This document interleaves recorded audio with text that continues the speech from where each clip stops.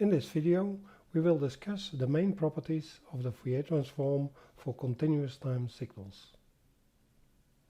These properties are linearity, conjugation and scaling property, time and frequency domain shift, which result in the modulation property, time and frequency domain convolution, and finally, the theorem of Parseval, which states that energy in time and frequency domain is the same. The linearity proof of the FTC is based on the fact that the integration operation of the FTC is a linear operation. Thus the FTC of the sum of signals equals the sum of the FTCs of the signals. As an example of this property, we calculate the FTC of a sinusoidal signal. By using Euler, we can write the signal into two phasors. In the previous video, we have shown that each of these phasors transforms into a delta pulse in frequency domain. By using the linearity property, we can now write the FTC of the sum of phasors as a sum of the FTCs of the two individual phasors. Thus the FTC of a cosine signal consists of a sum of two delta pulses in the frequency domain. The first step of the proof of the conjugation property is to move the conjugation sign outside the integral. Inside the brackets, this results into an FTC from which the phasor has a positive sign, which writes as x minus f. The final notation, x star minus f, is just a simpler way of the notation x minus f star. An important result of this conjugation property is that the FTC xf of a real signal xt, thus when xt is its complex conjugated version, has the following symmetry properties. The magnitude response is symmetric, while the phase response is anti-symmetric. A simple example of these symmetry properties can be found in the FTC of a shifted delta pulse. For this case, the time domain signal is real. The FTC results in a complex exponent. From this it follows that the magnitude response equals 1, while the phase response equals minus 2 pi t0. Making a plot of these functions shows clearly the symmetry properties. Note finally that for this case the time domain shift transforms directly into the slope of the phase response. For the proof of the scaling property, it's easiest to split into two cases. For k larger than 0, we substitute for the scaled variable k times t a new variable tau, which leads straight forward to the result. For k smaller than 0, we follow the same procedure, but now the boundaries of the integral are changed. Changing these boundaries introduces an extra minus sign. Taking the absolute value of k combines this negative sign together with the negative value of k. In a previous video we have shown that the FTC of a block signal equals a sinc function, as given in the equations and the figures. By applying the scale property with a factor of 2, we obtain the given equations, which results into the plots in red. In general, it follows as a rule of thumb that the shrink operation in one domain results in a stretch operation in the other domain. The first step of the proof of the time domain shift property is to change everywhere the variable t by t minus t0. Then, by taking out of the integral the negative exponent with the term t0 and substitute t minus t0 by tau, we obtain the result. Similar steps can be followed for the proof of the frequency domain shift property.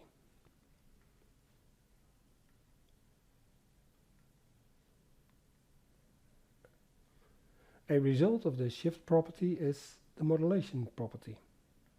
Thus when multiplying or modulating a signal xt with a sinusoidal term, the result in the frequency domain is the sum of two shifted versions of the FTC XF of the original signal. In one of the next examples, we will show this modulation property. The first step of the proof of the time domain convolution property is to use the definition of the convolution integral into the FTC definition.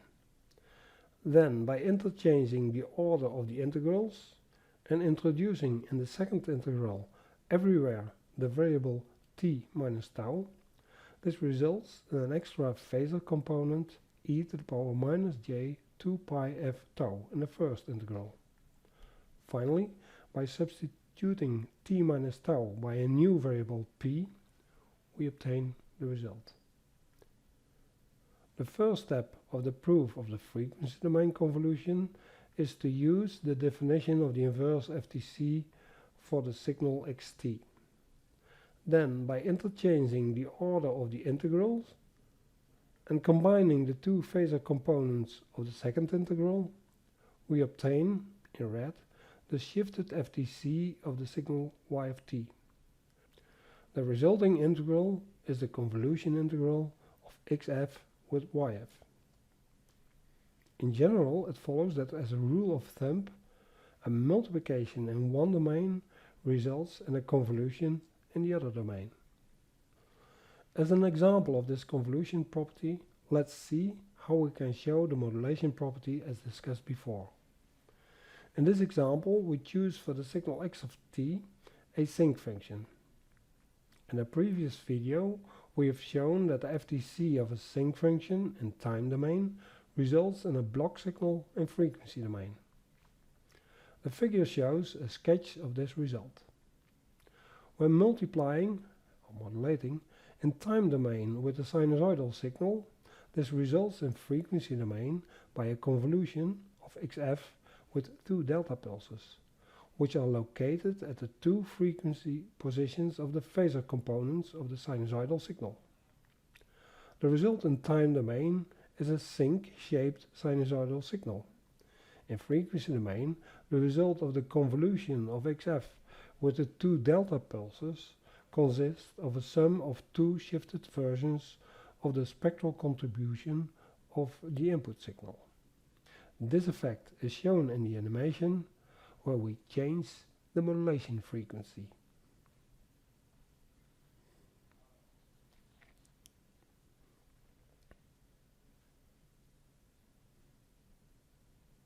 Concluding, this leads to another general rule of thumb, which states that modulation in one domain results in a shifting operator in the other domain.